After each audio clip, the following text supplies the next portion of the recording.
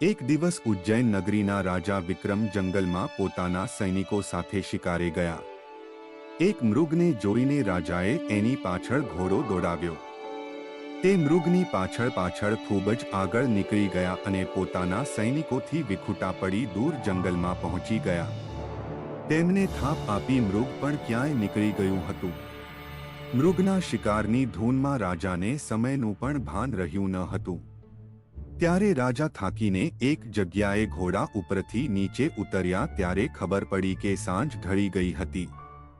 હવે તેઓ બહાર નીકળવાનો રસ્તો શોધવા લાગ્યા, પણ રસ્તો મળ્યો નહીં। વિક્રમ રાજા જંગલમાં ફરતા ફરતા એક જૂની વાવ પાસે આવ્યા। વાવના ટોડલા ઉપર એક કુશ શરીરવાળો માણસ બેઠો હતો। રાજાએ વિચાર્યું કે આવા ભયાનક જંગલમાં અંધારી રાતે આ માણસ વાવ પાસે કેમ બેઠો છે। તેઓ તે માણસ પાસે ગયા અને બોલ્યા, ભાઈ, તું કોણ છે અને આવી અંધારી રાતે અહીં શા માટે બેઠો છે? તારે એવું તો શું દુઃખ છે કે અહીં તારે બેસવું પડ્યું? મને તું તારું દુઃખ જણા, બનશે તો જરૂર મદદ કરીશ। પેલો માણસ બોલ્યો, ભાઈ, તું તારે રસ્તે જા, મારું દુઃખ જાણીને તું શું કરીશ? મારું દુઃખ કોઈનાથી દૂર થવાનું નથી, તે તો ફક્ત પરદુઃખ ભંજક વિક્રમ રાજાથી જ દૂર થઈ શકે તેમ છે। વિક્રમ રાજાએ તે માણસને પોતાની ઓળખાણ આપી અને જે દુઃખ હોય તે વિના સંકોચે જણાવવા કહ્યું। વિક્રમ રાજાને જોતા પેલા માણસમાં કંઈક આશા જાગી। તેણે પોતાની કથની કહેવા માંડી। હે રાજન, હું તારકપુર પાટણના જશવંતદેવ રાજાનો પુત્ર છું। મારું નામ અજિતદેવ છે।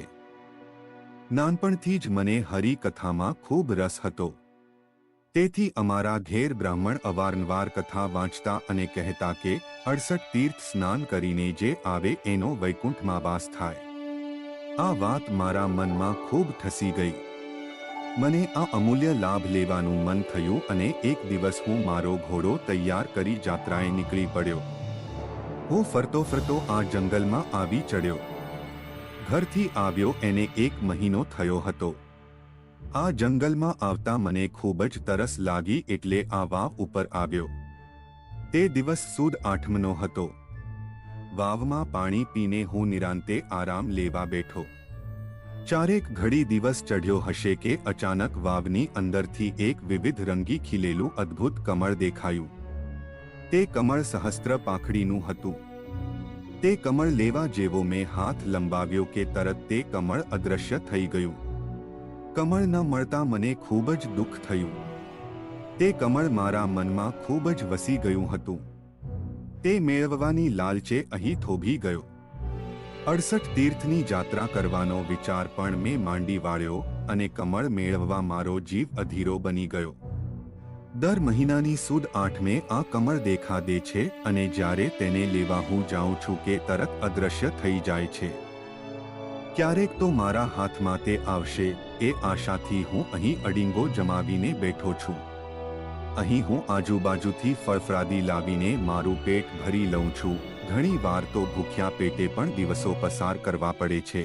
આથી મારું શરીર આવું દુર્બળ બની ગયું છે। હે રાજન, આપ તો પરોપકારી ને પરાક્રમી છો। તમે મારા પર કૃપા કરી આ કમળ મેળવી આપો। વિક્રમ રાજાએ તેની પૂરી વાત સાંભળ્યા પછી તેને આશ્વાસન આપ્યું અને પોતે કમળ ન દેખાય ત્યાં સુધી તે અહીં જ થોભશે તેમ જણાવ્યું। વિક્રમ રાજા સુદ આઠમ સુધી ત્યાં રહ્યા। ફરી આઠમના દિવસે તે વિવિધ રંગી કમળે વાવમાં દેખા દીધી।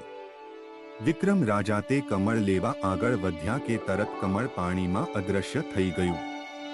વિક્રમ રાજાને આ કમળ દેવતાઈ રચનાનું લાગ્યું। તેમણે હરસિદ્ધિ માતાનું સ્મરણ કર્યું અને માતાજીની સૂચનાથી વિક્રમ રાજા વાવના પાણીમાં કમળ લેવા કૂદી પડ્યા। પાણીમાં પડતાની સાથે તેઓ ઊંડા ઉતરતા પાતાળમાં પહોંચી ગયા। ત્યાં તેમણે એક ભવ્ય મહેલ જોયો। તેની ચારે બાજુ રંગબેરંગી ફૂલોથી મધમધતો બગીચો હતો ને આ બગીચામાં એક નાનકડું સરોવર હતું। સરોવરની અંદર પેલા કમળ જેવા વિવિધ રંગી અનેક કમળો જોયા। રાજાને તો આ બધું જાણે સ્વર્ગ જેવું લાગ્યું। વિક્રમ રાજા સરોવરમાં કમળ લેવા આગળ વધ્યા કે ત્યાં કોઈ એક સ્ત્રી તેમને જોઈ ગઈ અને તે ચોર ચોરની બૂમો પાડવા લાગી. બૂમ પડતાની સાથે ચોકીદારો ત્યાં દોડતા આવી પહોંચ્યા. વિક્રમ રાજાએ હરસિદ્ધિ માતાનું સ્મરણ કરી ચોકીદારો સાથે લડવા માંડ્યું. થોડી વારમાં તો રાજા વિક્રમે બધા ચોકીદારોને ઘાયલ કર્યા. ઘાયલ ચોકીદારો સહાય માટે ચામુંડા માતા પાસે ગયા અને બધી હકીકત જણાવી. આથી ચામુંડા માતા વિકરાળ રૂપ ધારણ કરીને હાથમાં મોટા દંડ સાથે રાજા સમક્ષ આવ્યા, પરંતુ રાજાનો પ્રભાવ જોઈ માતાજી શાંત થઈ ગયા. તેમણે રાજાને કહ્યું, તું કોણ છે અને અહીં શા માટે આવ્યો છે? વિક્રમ રાજાએ માતાજીને વંદન કરી પોતે શા હેતુથી આવ્યા હતા તે જણાવ્યું અને પોતાનો પરિચય આપ્યો. પોતે અહીં વિવિધરંગી અદ્ભુત કમળ અજીતદેવ માટે લેવા આવ્યો છે તેમ જણાવ્યું. માતાજી પરોપકારી વિક્રમ રાજાને જોઈને ખુશ થયા અને હસીને બોલ્યા, હું તારી જ રાહ જોતી હતી. મારી રાહ જોતા હતા? આશ્ચર્ય પામતા વિક્રમે ચામુંડાને જણાવ્યું, હું તો આ વાત માની શકતો નથી. મનાય નહીં તો પણ માનવી પડે તેમ છે. કેવી રીતે? રાજા વિક્રમ, વાત એમ હતી કે એક વેળા હું નવરાત્રિમાં કૈલાસ ઉપર પાર્વતીજીને મળવા જતી હતી, ત્યારે જંગલમાં રસ્તામાં મેં એક સ્ત્રીને મરણ પામેલી હાલતમાં જોઈ. તેના પડખામાં એક બાળકી રડતી હતી. મેં એ બાળકીને તરત તેડી લીધી અને તેને લઈને હું કૈલાસ પહોંચી. ત્યાં જઈ પાર્વતીજીને ખોળે બાળકી મૂકી. તેમણે બાળકી તરફ પ્રેમભરી દ્રષ્ટિએ જોઈ મને કહ્યું, આ બાળકીને તમારી પાસે રાખો, ત્યાં તેનો ઉદ્ધાર થશે. જ્યારે તે 13 વર્ષની પરણવાલાયક થશે ત્યારે ઉજ્જૈન નગરીનો પરદુખ ભંજક વિક્રમ રાજા અચાનક તમારી પાસે આવશે ને તે જ બાળકીનો ઉદ્ધાર કરશે. માતાજીએ તે કન્યાને બોલાવી અને વિક્રમ રાજાને બતાવી. તે કન્યા રૂપરૂપના અંબાર સમી હતી. તેને જોઈને થોડી વાર તો વિક્રમ રાજા પણ ભાન ભૂલી બેઠા. માતાજીએ વિક્રમ રાજાને તે કન્યા સાથે લગ્ન કરવા કહ્યું. ત્યારે કન્યા બોલી, હે પરદુખ ભંજક, મને મારા આગલા જન્મનો પતિ મળી આવે તો જ તેની સાથે લગ્ન કરું, અને મને આશા છે કે તે મને જરૂર મળશે. વિક્રમ રાજાએ તે આગલા જન્મમાં કોણ હતી તે જાણવા ઈચ્છા વ્યક્ત કરી. ત્યારે કન્યાએ કહ્યું, હું આગલા જન્મમાં એક જૈન કુટુંબમાં જન્મી હતી. નાનપણથી જ મારામાં ધર્મના સંસ્કાર પડ્યા હતા. દેવપૂજા, ગુરુપૂજા, સામાયિક પ્રતિક્રમણ વગેરે ક્રિયાઓ હું શુદ્ધ રીતે કરતી હતી. વ્યાખ્યાનો સાંભળીને મને સંસાર વૈરાગ્ય ઉપજયો હતો. મને લગ્ન કરવાની સહેજ પણ ઈચ્છા હતી નહીં, છતાં મારા માતા પિતાએ એક જૈન યુવાન સાથે મારા લગ્ન કર્યા. મારો પતિ પણ ધાર્મિક હતો. તેને પણ સંસાર સુખ ગમતું ન હતું. તેથી અમે બંને સાધુ જીવન વિતાવતા હતા. સમય જતા વાર ન લાગી. જ્યારે અમને ઘડપણ આવ્યું ત્યારે મને સંસાર સુખ ભોગવવાની તીવ્ર ઈચ્છા થવા લાગી. પણ આ ઈચ્છા અમારી અધૂરી રહી, કારણ ઘડપણ અને માંદગીને કારણે મારા પતિનું મૃત્યુ થયું. થોડા દિવસો પસાર થતાં મારું પણ મૃત્યુ થયું. અમને બંનેને છેલ્લી ઘડી સુધી સંસાર સુખ ભોગવવાની લાલસા રહી હતી, તેથી અમારો મોક્ષ થયો નહીં. જેથી આ મારો નવો જન્મ થયો. હવે મારે આગલા જન્મના તે પતિ સાથે જ લગ્ન કરવાની ઈચ્છા છે. તમે કૃપા કરીને મને મદદ કરો. વિક્રમ રાજાએ કહ્યું, હે દેવી, તું મારી સાથે ચાલ, હું તને તારો પતિ શોધી આપીશ. પહેલા હું એક દુઃખીના દુઃખ દૂર કરવાના વચનથી બંધાયો છું. તેને હું કમળ આપી દઉં, પછી તારો પતિ શોધી આપું. ચામુંડા માતાજીએ તરત જ સરોવરમાંથી વિવિધરંગી અદ્ભુત કમળો લાવીને વિક્રમ રાજાને આપ્યા. પછી એક શણગારેલ હાથી, અઢળક ધન સંપત્તિ, કિંમતી આભૂષણો સાથે વિદાય કર્યા.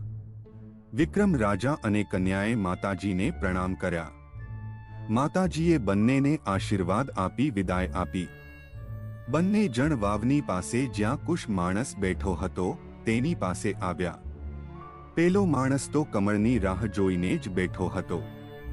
તે માણસ હાથી, અઢળક સંપત્તિ, કમળો, કિંમતી આભૂષણો અને સ્વરૂપવાન કન્યાને જોઈને કંઈક નિરાશ થયો. તેને મનમાં પસ્તાવો થવા લાગ્યો કે જો હું જ સરોવરમાં કૂદી પડ્યો હોત તો મને આ કન્યા અને અઢળક સંપત્તિ મળત. વિક્રમ રાજાએ તેના મનોભાવ જાણી તેની નિરાશાનું કારણ પૂછ્યું.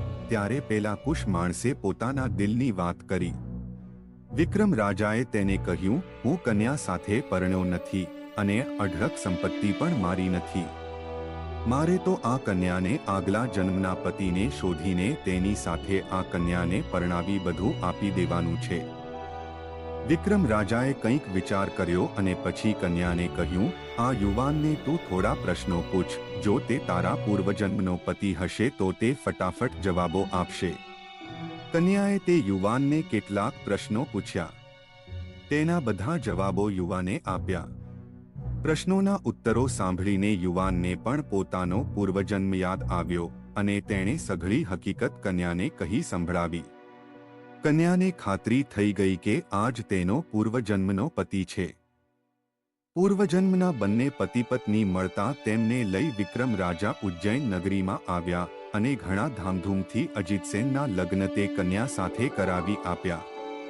તેમને રહેવા માટે રાજાએ એક મહેલ અને ચામુંડા માતાએ આપેલ અઢળક સંપત્તિ સોંપી પોતાના તરફથી પણ અઢળક સંપત્તિ આપી.